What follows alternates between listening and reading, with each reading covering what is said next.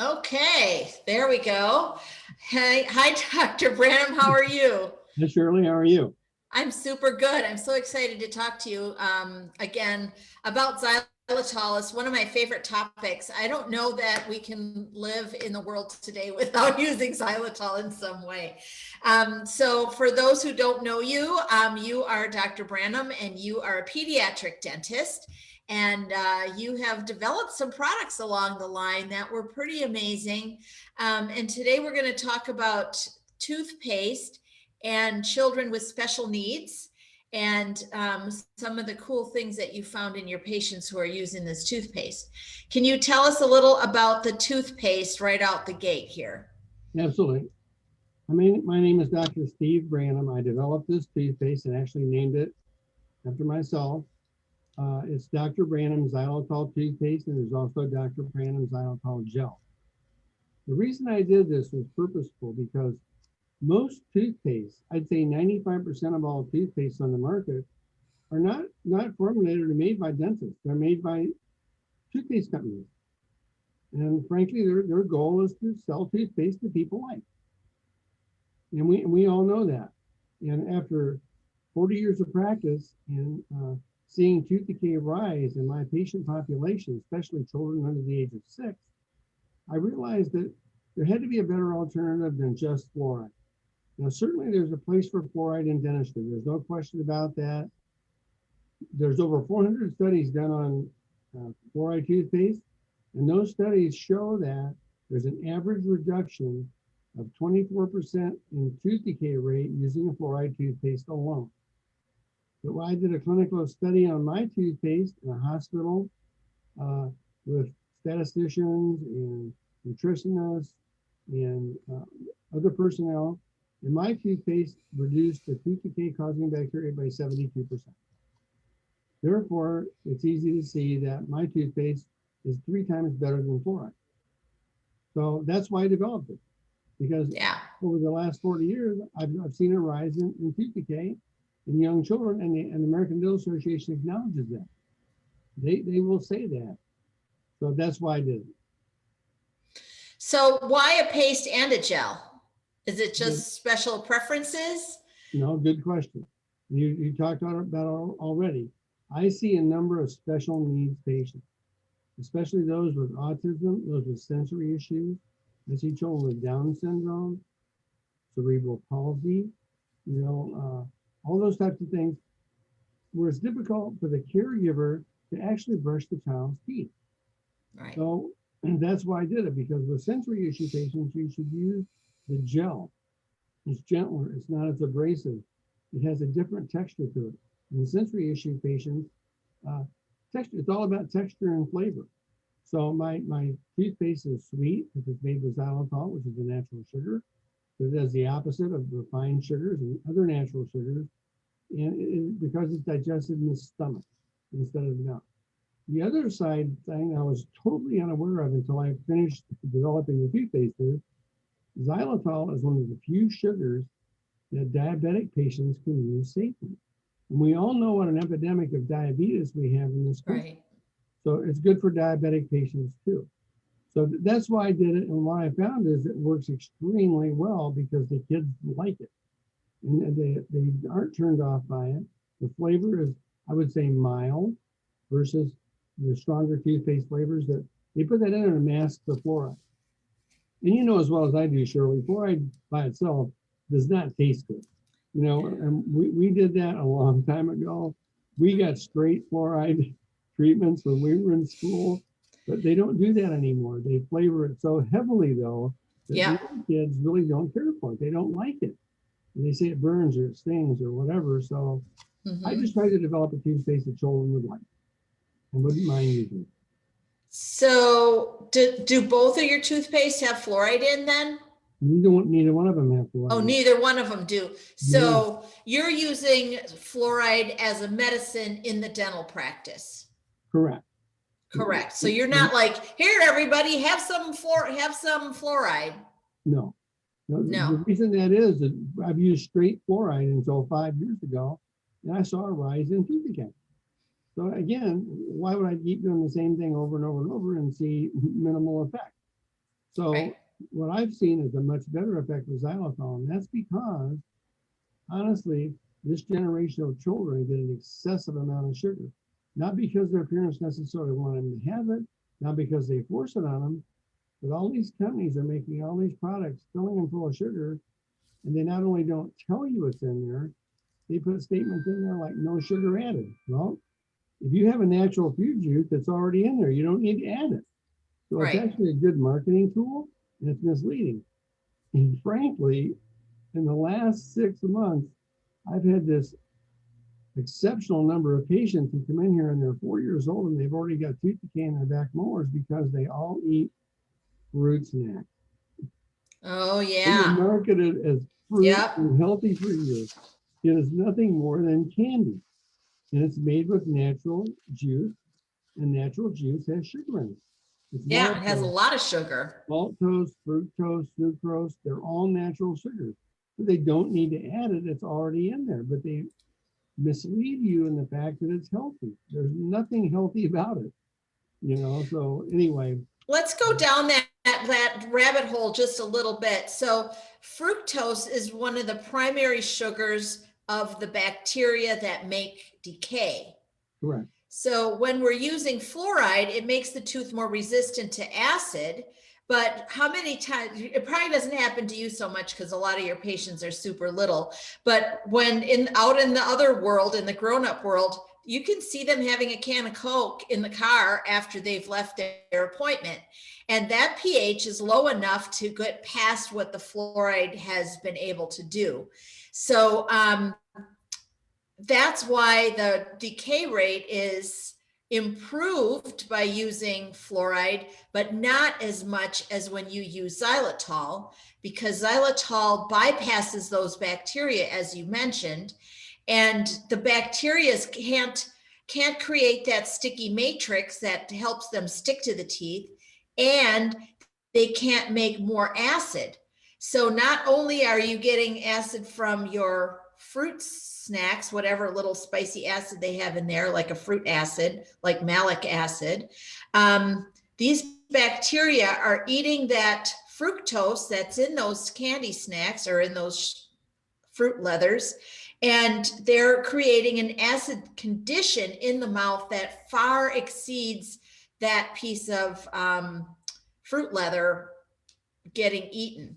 And that's why you kind of, why I'm not like get rid of all fluoride. It's, I understand the neurotoxin and the thyroid arguments and all of that. But if we're talking about somebody like me that hasn't had a cavity in 30 years, I don't need fluoride. If you have cavities right now, there might be a good reason why you'd want to apply some onto the teeth themselves. Is that kind of how you're operating there in the littles that you work with? That's a very, very good point, because everybody doesn't need fluoride. You're absolutely correct. Everybody doesn't need to be on a sugar-free diet if they're not diabetic. You have to diagnose the person, find out what's causing the tooth decay, and then treat it accordingly. And that's exactly what I've done. Because in layman's terms, and I've talked to you about this a lot, Shirley, you know that. Yeah. In layman's terms, people don't understand why they get cavities. And it's not random. It is No. there's definitely a pattern to it. So briefly, I'm going to say what causes tooth decay are three things. The acidity of your saliva, which what it does, it softens the enamel of the teeth. Most people have normal teeth. 95% of all people do not have soft teeth. They have teeth that are softened by the acid. So the second factor is the bacterial level of your mouth. Kids, my patient population, children are born basically bacteria free. They get that bacteria from parents and caregivers. But because you kiss them, you love them, you touch them, it's impossible not to share bacteria unless you never touch each other. And the third factor is sugar. And that's the main thing. When you and I grew up, and I'm obviously older than you are, it was special to have a Coke or something like that, maybe once or twice a week. But now or less. Or less. Parties only. But now it's every day. Yeah. Every single day. So my philosophy, my thought was, and you already talked about it briefly, what fluoride does is hardens the enamel.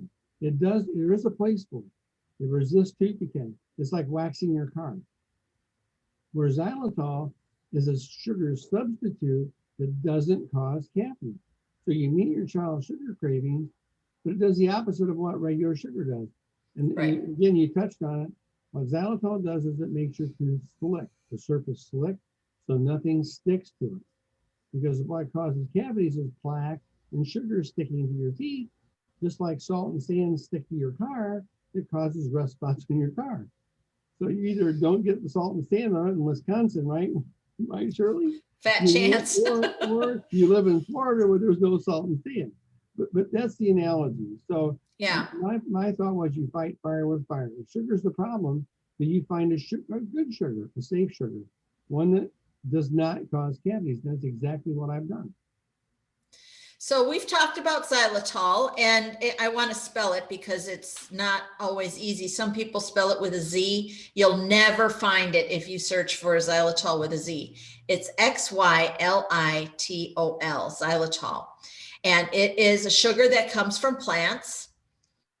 It's very low manufacturing. It's low process. So, and it's a safe to use sugar, and it's very beneficial against oral microbes that lead to dental decay and periodontal disease. So we need to get to rebalance the oral microbiome. But you can't just use one little crystal. You can't just take one little grain of xylitol and call it good. So how much xylitol does a person need in order to get the results that we're talking about? Well, frankly, the American Dental Association has done studies on xylitol. But where my frustration comes in, they've only done studies on mints and chewing gum. Well, my patient population, 2, 3, 4-year-olds, don't eat mints. They don't chew chewing gum. They're not supposed to anyway. So, but if you chew gum or mints, you need 6 to 8 grams a day, which is fine. But my patient population doesn't do that. So when I formulated my xylitol toothpaste, I made it contain 30% xylitol by volume. So if it isn't highly concentrated, it won't be effective. And again, I know all the xylitol toothpaste out there. I know them very well because I want to have the best. So most xylitol toothpaste contain anywhere from 15 to 20 grams max, and a lot of them contain less because they use it as a marketing tool. They say, well, we have a xylitol toothpaste. Well, fine, but it's not effective. If you came in and you had an abscess on your face and your doctor gave you a child's dose of antibiotics, and you're 35 years old and weigh 200 pounds, your infection is not going to go away. So it's all about the concentration, and it's all about the dosage of the xylitol. So that's why I made the toothpaste. Again, it works for anybody, but I focused on my patient population. And frankly, I recommend that the adults use it of my patients because they transfer their bacteria to their children. So, and that's how it works. So good point. So a couple things, how to get it. Do you have a website? Is that the easiest place? Can you get it on Amazon? I made this little sign, and I'll just hold it up in front of me so people can see it. Okay. Back it up just a tiny. There we go. Okay. DrBranamXylitol.com. Correct. So there's no dot after doctor. No dot after doctor. And as far as the products go, you're right. This is the gel. This is the great gel. All right. Okay. I also have a bubble gum gel right here. All right. And I also have a toothpaste, which is right here. And again, they're all the same formula, but they're just different grits, different textures, and different flavors. So me personally, I like the grape gel the best, and that's what I use. And since I've started using it, I've noticed a significant change or betterment of my own oral health. And so I use my own product. I don't use the fluoride toothpaste anymore because I'm like you, Shirley. I rarely get a cavity. Right. But what I need at my age is a better oral health. And I think that's one thing that we might touch on just a little bit. Yeah. There's a difference between dental health, which is your teeth, Yep. and oral health, which is your mouth.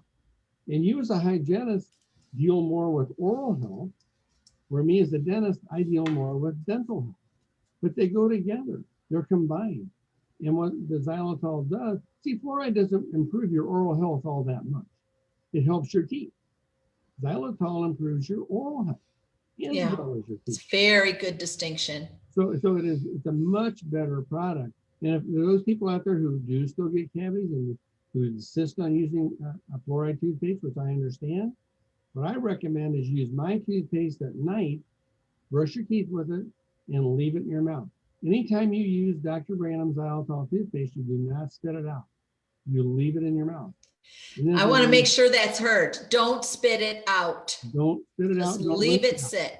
Brush Yep. your teeth and leave it in there. And just personally, a little quirk I have, I brush my teeth, and then before I go to bed, I take a little dab of that stuff. I put it right on my tongue and I rub it all over my teeth. And then I just go to bed. You know? So if you really use Super. fluoride toothpaste to make your breath feel better, make your mouth feel better, use your fluoride toothpaste in the morning. So use my toothpaste at night, or anytime you use it, never rinse it out. Okay. So two comments. One, I would like for you to comment on what you found in your own personal patient population. Oh, three things. Your own patient population of your patients who use it twice a day. Well, basically what I've found to the point now, and I tell patients, if I see your child before they get a cavity or when they have small cavities only, if you use my toothpaste on a regular basis, I can virtually guarantee you I will never have to fill your child's teeth, because it does reduce the tooth decay rate by 70%. So if you use my toothpaste and get regular checkups, no more than 9 to 12 months apart, so if they do get a cavity, I can catch it early, I can stop it. Because the reason most adults, honestly, don't go to the dentist, and I know you're aware of this, Shirley, only 38% of all adult Americans go to a dentist annually. And their primary reason for not going is experiences they had when they were a child. And that's what they say. Yeah. I have to believe that. So my goal is to make it as easy, painless, healthy as possible, so that don't mind coming back. They'll want to go back to the dentist. So, and that's what I've seen. The patient, in my patient population, the tooth decay rate has dropped about 60%. And don't get me wrong, Wow. I still do plenty of fillings. I still do plenty of treatments, but they're all patients who are referred to me by general dentists who have determined that the child has tooth decay. They already have it. So I try to control it or minimize it. And I really, it's been extremely successful for me. You know, so by making this toothpaste and making it available to everybody, you give everybody an opportunity to get increased oral care and be the same kind of patient that you're seeing in your office, where if they use it twice a day, they come in to see you twice a year, then they're almost guaranteed to have no or very, very small, tiny little areas of decay. Sure, and sometimes I can fill their tooth without having to make them numb. Wow. Or I can put silver-diamine fluoride in it. But we're talking to the general public here, and this is what this is all about. The people who benefit from my toothpaste are people, you know. So let's be practical here. Let's talk about treatment. Yeah. Let's talk about money. Let's talk about finances. You know this yourself. If you go in for regular checkups, 90% of all insurance pays 100% for your regular checkup, or close to it. Yep. What they don't pay for is treatment. They'll pay 50%, 75%, right? Is that true? Yeah. So Yeah. if you have a cavity, your checkup is paid for. But you come back for the cavity, and let's say it's $150 for your filling or whatever they do, they may pay like $75 for them. Mm-hmm. So if you never have to come in for a filling, or you never have to come in for a cavity, well, you have great insurance benefits. They're basically almost getting free dental treatment. I want to emphasize that, because a lot of people stay away because they think it's going to cost them a lot to go to the dentist. Well, it does if you have work to do, or if you have gum disease, or if you have infection. But if you don't, then your dental expenses are extremely low. So I I know I have a friend who has a child with autism. He's 16 now. He's okay functioning. I don't know all the special terms, but recently she noticed his pants fell off of him. And she was like, what is happening? He had lost like 25 pounds before her eyes and she didn't notice. And he ended up with, his diagnosis was celiac disease, which is extremely painful. And he never once indicated that he had pain. And that's what happens with other special needs kids and their teeth. And a lot of times they won't tell you their teeth are bothering them until it's a huge problem. So using a xylitol toothpaste like yours can really make a huge impact on their entire quality of life.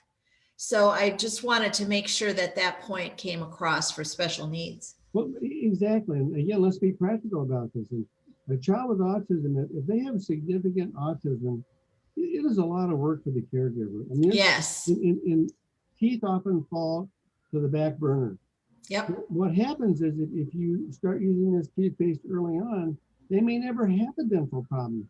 And the thing about it is if they do have a significant dental problem, some of these kids are not controllable, and you have to take them to the hospital, put them to sleep, and do their treatment. And again, it's not because the caregiver doesn't care. It's not because the caregiver, isn't doing their job. It's just one more thing they have to do. And believe me, I'm aware of that. I have a relative who is an adult handicapped special needs patient, and their parents it's a real job every day. That's their job every day. And if you use my toothpaste, it's just one less thing you have to contend with. And the same people, especially the true of Down syndrome patients and cerebral palsy patients. Yes. Because they live almost a normal life expectancy. And it's just one less thing you have to deal with. Yep, it's one less thing. Something so simple as to brushing their teeth with a toothpaste designed to reduce the bacteria in their mouth. And this also works for older adults too. I have a friend that works in long-term care, and her clientele that uses xylitol toothpaste have less pneumonia, they have less UTI or fewer UTI, and fewer dental problems. So this is kind of like a magic ingredient. I don't want to get too far afield of pediatrics, but there's no reason to ever stop using xylitol. There are many reasons to start, and there are very few reasons to stop. You made a really, really good point, because I made a presentation to the Special Care Dentistry Association 2 years ago. And the title of my presentation was the xylitol, the alpha to omega. For those people who don't know what that means, is alpha is the first letter of the Greek alphabet and omega is the last. And life is a sine curve. And a sine curve means it goes up like this and then down again. So what little children use, my patient population use and need, older people, geriatric patients use and need, because they're being taken care of by caregivers. Children have caregivers, older adults have caregivers. So you're right, there's never a time when it's not beneficial, and you shouldn't use it. Geriatric patients should definitely use it. Definitely, yep. Just without question. And you see the geriatric patients where I don't, and you can tell, I'm sure, who doesn't. Yeah. Who doesn't. Oh yeah, it's crazy. Okay, so you just won an award. So let's quickly talk about that for a second, and then we'll call it a day. Sure. Okay. Thank you. A group called Mom's Choice Awards contacted me about my toothpaste, because one of their employees located it on the internet and was reading about it, and she learned how effective it was. So what they do is they evaluate and examine and analyze products for children. A lot of them are special needs, some are not. And they analyzed my toothpaste, they tested it, they tasted it, they used it, and they said, this is something really good. We think this is something all moms should know about. So they took my toothpaste on, and it's the only toothpaste they're recommending. It's called Mom's Choice Awards. You can find it on there, as well as the Dr. Branam Xylitol site. And if you do like my toothpaste and you do use it, if you would do everybody a favor and just post something on Facebook if you like it. You know, post a blog on my website. Go to Mom's Choice Awards. Post a blog, because the more people that know about it, the more people are going to benefit. And that comes down to it, because you know, pediatric dentists can't treat everybody in the world. We don't want to. We want less tooth decay. And there's no way we can do that. We want. It's sad, right? It's sad when these little guys come in there and their teeth are all broken down, and you just want to cry with the mother. And you're like, I don't know. I don't know what to tell you. You have to do a couple of things yourself. Toothpaste is an easy thing to do. Even if the kid is wiggly, you just, you know, wait 5 minutes and all of a sudden he's not wiggling. I don't know. You just have to get it done. Well, the key for my toothpaste is just get it in there. That's what I tell people. Yeah. Just get it in there. You don't have to be a great brusher. You don't have to be meticulous flossing. Just get it in there, because it flows all over your teeth. It flows all around. Yep. So, good point. Thank you very much. Super. Thank you so much for all of your hard work and your forward thinking to help all of these patients, not just your own, and giving people an opportunity to find a solution other than, you know, what they keep hearing from their regular dentist. It's just like brush and floss and fluoride, brush and floss and fluoride. They really don't give them the full range of things that they can do for an inexpensive way to affect their decay rate. Again, that's a very good point. I almost forgot. When your child is 1 year old, no more than 18 months old, take your child to a pediatric dentist. I'll say that again. Pediatric dentist, not a regular dentist, not a general dentist, because honestly, I love those people. They do a good job. They take great care of adults, but frankly, they don't know how to treat children, and they don't know how to prevent tooth decay in children, because they're not trained, and it's not their fault. But go to a pediatric dentist. It will save you a lot of money in the long run. I tell you, it will save you a lot.